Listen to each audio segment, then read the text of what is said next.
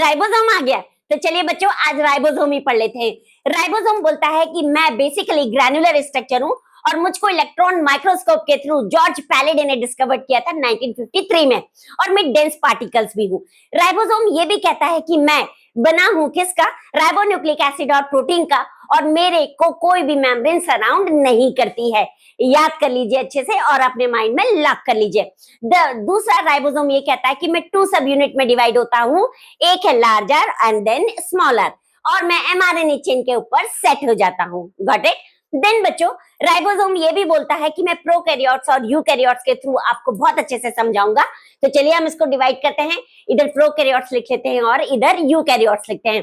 Prokaryotes में आप ये देखेंगे कि बेसिकली ये 70s का होता है और यूकैरियोट्स में ये 80s का होता है। 70s को भी दो में तोड़ दीजिए, 50s और 30s, और 80s को भी दो में तोड़िए, 60s और 40s। एस का मतलब होता है सेडवर्ग्स यूनिट, सेडवर्ग्स यूनिट, और इसको हम सेडिमेंट कोफिशिएंट भी कहते हैं। बच्चों ये बेसिकली यूज होता है इनडायरेक्टली डेंसिटी एंड साइज को मेजर करने के लिए।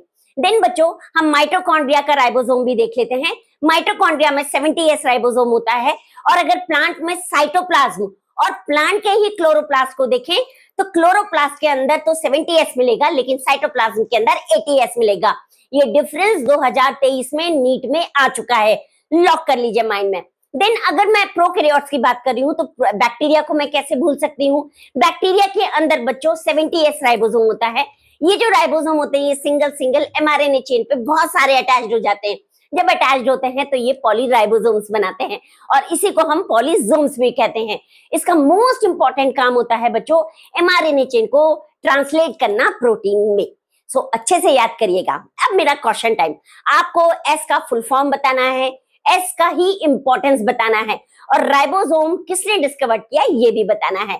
सो मेरे चैनल को लाइक करें, शेयर करें, सब्सक्राइब करें और अपनी नॉलेज को अपडेट करें और बढ़ाएं, ताकि नीट का 2026 का पेपर आपका बेस्ट जाए। Best of luck.